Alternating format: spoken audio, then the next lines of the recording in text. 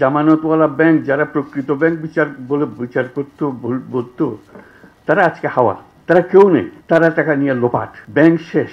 আর micro credit পরিসংখ্যান আপনারা দেখতেছেন, পয়সা কেউ মারে নাই, কেউ পালিয়ে যায় নাই, সেগুলো প্রতিটি পয়সা আছে, তাদের জমা টাকা আছে, তাদের নিজেদের কাজ চলছে এবং নিজেদের টাকা নিজেরা চলছে। যেটাকে আমরা খুব হালকাভাবে পৃথকভাবে বলছি, সেটাই কিন্তু ভবিষ্যৎ, সেটাই প্রকৃত ব্যাংকিং, সেটাই হবে আগামী দিনের ব্যাংকিং, যেটাতে মানুষ নিজের পরিচয়ে কাজ করবে, নিজের বিশ্বাসের উপরে ব্যাংকিং চলবে, এই টাকা পয়সার উপরে ব্যাংকিং না। কাজে এটি হলো একটা সময়ের ব্যাপারে, আজকে ঠিক অ্যাপ্রোপ্রিয়েট সময় হলো কথাটা বুঝিয়ে বলার জন্য।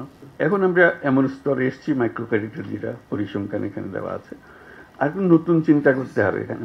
মাইক্রো ক্রেডিট ব্যাংক স্থাপন, এটা এখন এনজিওর থেকে উত্তরণ হইতে হবে।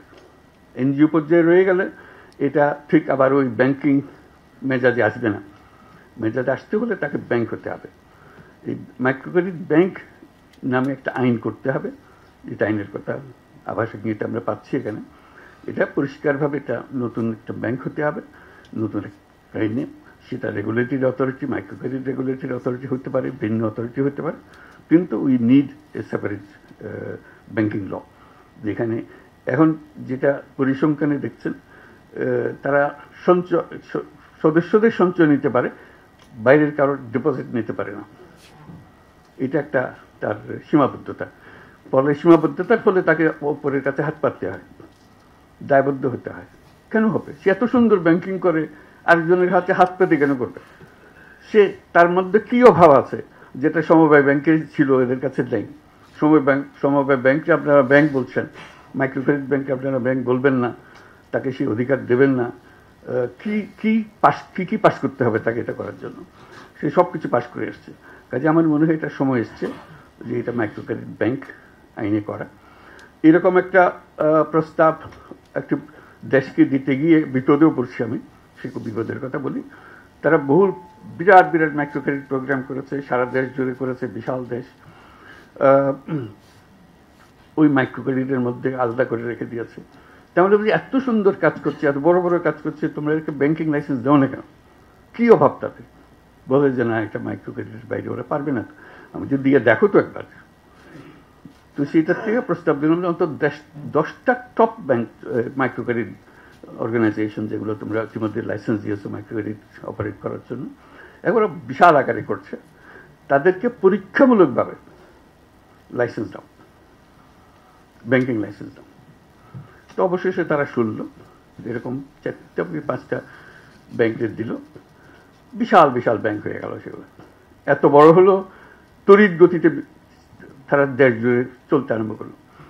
আমি তাড়াতাড়ি বললাম যে তোমরা লাইসেন্স দিয়েছো, ভালো করেছো, কিন্তু একটা কথা খেয়াল করো নাই, আমি তো মাইক্রো ক্রেডিট ব্যাংক করতে বলেছিলাম, তোমরা তো একটা কনভেনশনাল ব্যাংক বানিয়ে হলো, লাইসেন্স ফুল ব্যাংকিং লাইসেন্স দিয়ে দিয়েছো। এটা মাইক্রো ক্রেডিট ব্যাংকিং লাইসেন্স, যে এই কাজ ছাড়া সে অন্য কাজ করতে পারবে। এখন যেই মাত্র সে ব্যাংকিং লাইসেন্স পেয়েছে, বড় বড় ইনভেস্টররা এসে হাজির হয়ে গেছে, হাজির হয়ে তাদেরকে পুরো ব্যাংক বানিয়ে গেছে এবং সারা দেশ জুড়ে এটা করতেছে। তা আমি বললাম যে এটা ভুল হয়ে গেছে। তো সে কথাটা মনে করিয়ে দিচ্ছে এখানেও, আমরা যখন মাইক্রো ক্রেডিট ব্যাংকের লাইসেন্স দেবো, পরিষ্কার বলতে হবে যে এই কাজের জন্যই লাইসেন্স দেওয়া হচ্ছে, কনভেনশনাল ব্যাংকিংয়ের জন্য লাইসেন্স দেওয়া হচ্ছে না, এটা আলাদা করে ফেলা। তার সঙ্গে একটা এডিশন চাচ্ছি, এই ব্যাংক যেগুলো হবে, এগুলো হলো সামাজিক বাণিজ্যের ব্যাংক, সামাজিক ব্যবসার ব্যাংক। এটা কারো মুনাফার জন্য না। এখানে এই বৈশিষ্ট্য এনজিও হলে সেটা সমস্যা নাই, কারণ যেহেতু এনজিওকে পয়সা নিজস্ব খাতে আমদানি আয় করতে পারছে না, লাভ করতে পারছে না। যেই মাত্র ব্যাংকিং লাইসেন্স দেওয়া হবে, কেউ বলছে ঠিক আছে আমি ব্যাংকিং লাইসেন্স নিলাম, আমি এখন টাকা রোজগার করবো। সেখানে লাইসেন্সের মধ্যে, আইনের মধ্যে থাকবে এটা একটা সামাজিক ব্যবসার প্রতিষ্ঠান হবে, অর্থাৎ মালিক এর কাছ থেকে কোনো মুনাফা নিতে পারবে না। এবং মালিক, সদস্যরা, মাইক্রো ক্রেডিটের একটা বৈশিষ্ট্য, সদস্যরা মালিক হয়।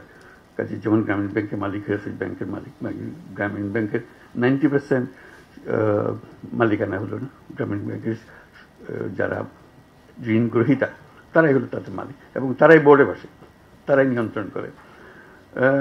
কাজে ওই রকম একটা কিছু যে ব্যাংকিং লাইসেন্স হবে, যেখানে তারাও পার্টিসিপেট করবে, তাদের জন্য তারা মুনাফা পাবে।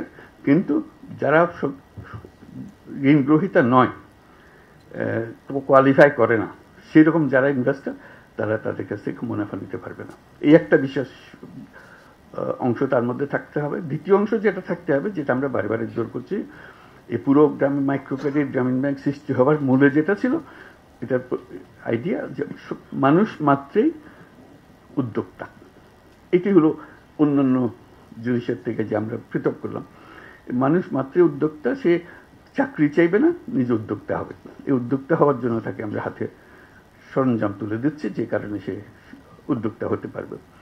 এখন আমরা তরুণদের, তাদের পরিবারের সদস্য, তাদের ছেলে মেয়ে যারা আছে, যারা চাকরি সন্ধানে বয়স হতে হতে সবাই বলে চাকরি খোঁজো, এটা আর বলবে না, যেহেতু মাইক্রো ক্রেডিট ব্যাংক আছে। যে কোনো ছেলে, যে কোনো মেয়ে মাইক্রো ক্রেডিট ব্যাংকের কাছ থেকে বিনিয়োগ পাবে। যে সমস্ত টাকা সে যে টাকার ইনভেস্ট করতে চায়, সেই ইনভেস্টমেন্টের টাকা ব্যাংক থেকে আসবে, বিনিয়োগ হিসেবে আসবে। ইনভেস্টমেন্ট যেটা হয় ভেঞ্চার ক্যাপিটাল জাতীয়, ভেঞ্চার ক্যাপিটাল, এগুলোরও নমুনা আমরা সৃষ্টি করেছি, দেশে বহু আছে। এটা হলো যে যে বিনিয়োগ করছে তার কাজ হলো তাকে তার কাছ থেকে লাভ নেওয়া না, ক্রমে তাকে সুযোগ দেওয়া, যে বিনিয়োগের যে টাকা দিয়েছে সেই টাকাটা আস্তে আস্তে শোধ করে দিলে তাহলে সে পুরোপুরি মালিকানা তার পুরো হয়েছে। প্রথম দিকে সে যদি 90% মালিকানা যে বিনিয়োগ করেছে তার হয়, তার সঙ্গে শর্ত হবে যে তুমি রোজগার করে করে আমার থেকে শেয়ারগুলো কিনে নিয়ে যাবে। আমি তোমার ব্যবসা নিয়ন্ত্রণ করতে চাচ্ছি না, এটা আমার কাজ না। আমার কাজ হলো তোমাকে উপরে ওঠানো। এরকম হাজারে হাজারে তরুণ এখন সেই কাজে আছে, তারা করছে এবং ক্রমশ সম্প্রসারিত হচ্ছে। সেটা এই ব্যাংকের নজরে নিয়ে আসা। এই ইনভেস্টমেন্ট, যদি ইনভেস্টমেন্টের টাকা পায় তাহলে কোনো তরুণ আর চাকরির সন্ধানে যাবে না, যাওয়ার কোনো দরকারও নাই। তার কাছে বহু বুদ্ধি, বহু জিনিস সে করতে পারে, যেটা আগে গরিব মানুষ কেমনে টাকা শোধ দেবে, 500 টাকা লোন নিলে সে শোধ কেমনে দেবে, এটা বিরাট গবেষণার বিষয় ছিল, সমস্যার বিষয় ছিল।